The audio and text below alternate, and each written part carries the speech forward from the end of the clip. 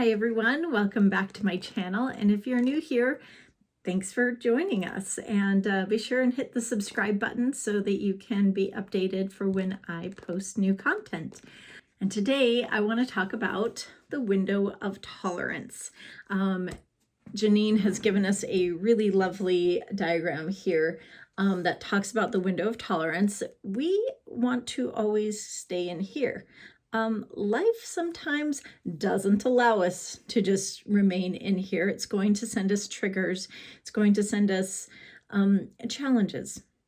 So when we are able to stay in our window of tolerance, it means we're able to really adapt to the situation, to whatever's going on, to any challenges, to any triggers. We're able to stay in this window of tolerance.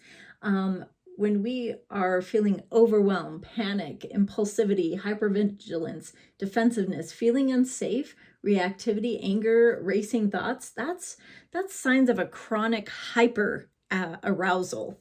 And down here, when we feel numb, dead, lethargic, no feelings, no energy, unable to think, disconnected, shut down, not present, ashamed, unable to say no, that's hypoarousal state right there. So, you know, and oftentimes when somebody has experienced trauma, we could go both ways. This is really just our responses, our trauma responses here. So what is going on is that we kind of have two parts to our personality. We have the going on with normal life part of our personality, and then our traumatized part of the personality. And this is something that we just have to learn to accept, that this is part of us, but it is not us. Does that make sense? I know that doesn't sound right, but this is just a part of our personality, but it's not who we are. These are our responses, and you probably have seen these before: fight, flight, freeze, submit, and cry for help. These ones have been like fawn, have also been known as fawn. But so for the most part, this is what we kind of deal with. And so with fight, we usually experience anger, judgment, mistrustful, self-destructive, suicidal, and needs to control. That's when that's the vigilant part of our fight response. Flight is when we escape. This is one of my responses. I want to run. I want to change things. I want to get away from the problem as far as possible. I have moved states even. Distancer, always ambivalent, cannot commit, addictive or eating disorder behavior. Because sometimes we will find other things to escape from. When we cannot physically escape, when we cannot physically remove ourselves from the situation, we will find other forms of escape. And sometimes it's food. We love food. And so the other one going on, freeze, that is our fear response. We are frozen, we're terrified. Think of a deer in headlights. We're weary, phobic of being seen, panic attacks, nightmares, flashbacks. Submit is also a shame response, where we are depressed, ashamed, filled with self-hatred, passive.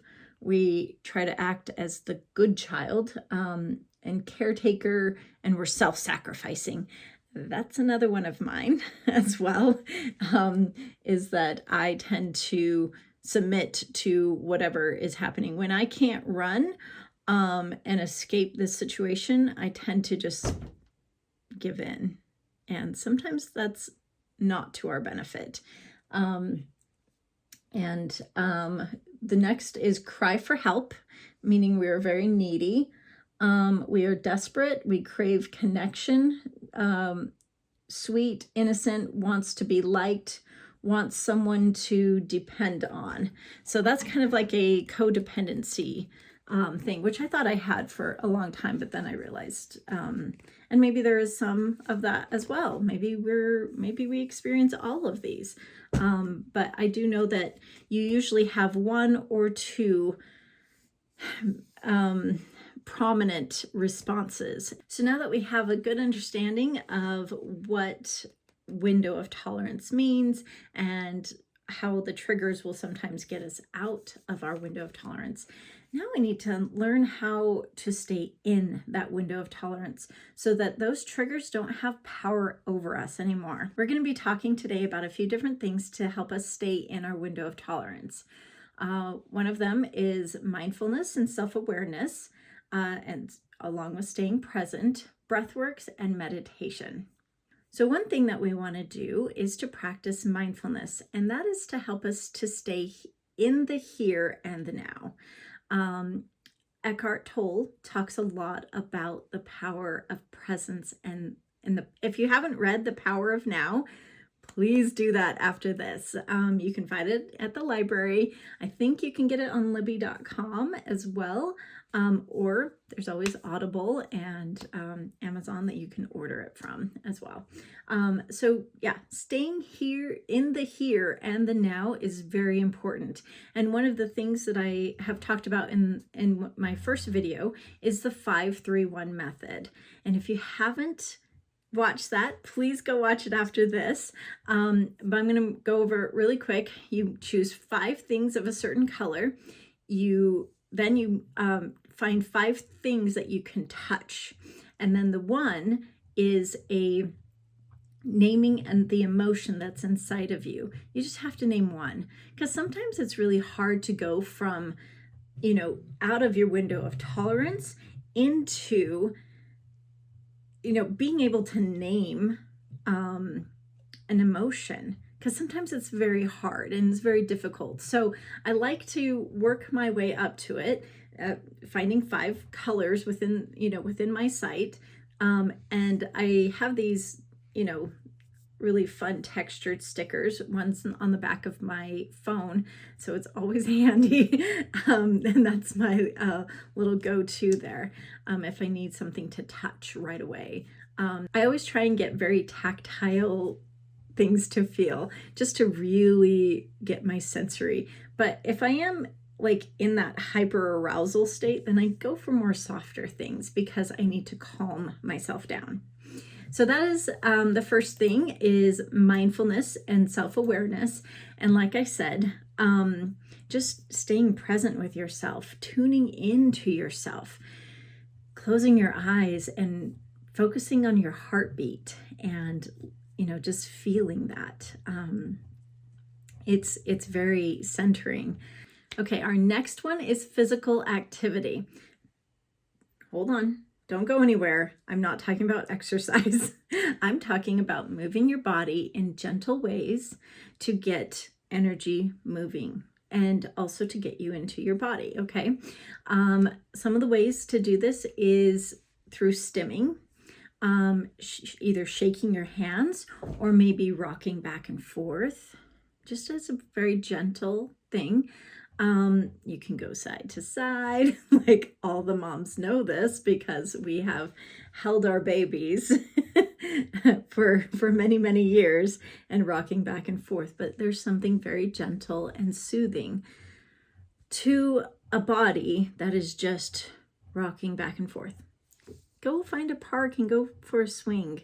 Like, have some fun, but move your body in gentle ways. Yoga is absolutely wonderful for this.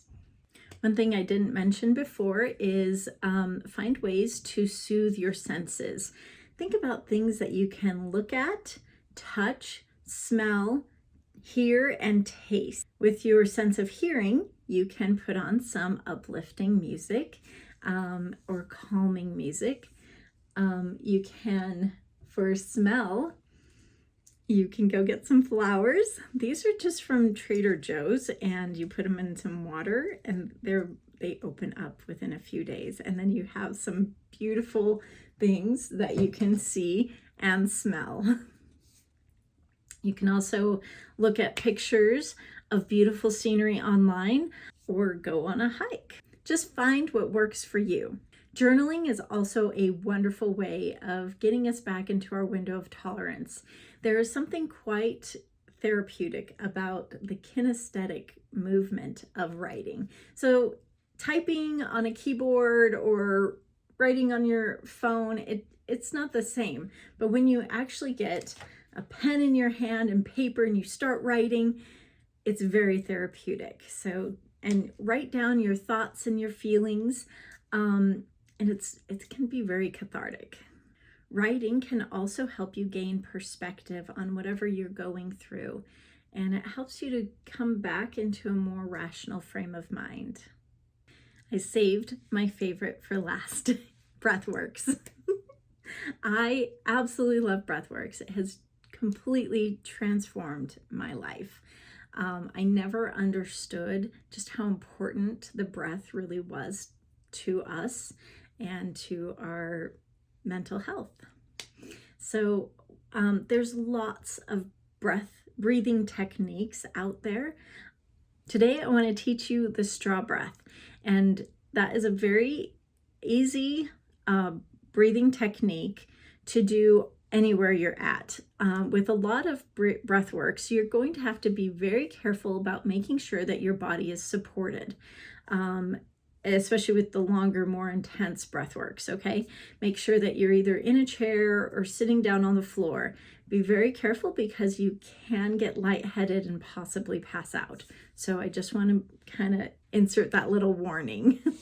So what you're going to do is breathe in through your nose for a count of 2 to 3 seconds, and then out through your mouth as if you have a pretend straw in your mouth for at least a count of 8 seconds. So you're going to go in.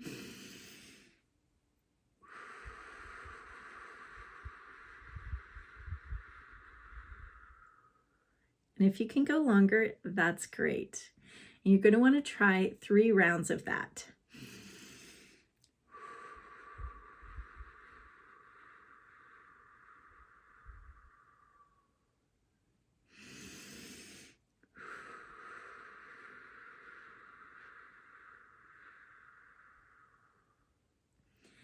At least 3 rounds of that will help you to become more relaxed and in your body and help to calm you down. Feel free to research more about breathworks or attend breathwork classes in your area. They are life-changing and they're so fun. Thank you guys so much for joining me, and I hope that these tips to stay in your window of tolerance come in handy for you as you practice these and use them throughout your days. You will be able to stay in your window of tolerance even when life comes at you with triggers and emotional upsets. I hope you guys have a wonderful day and take care. Keep breathing.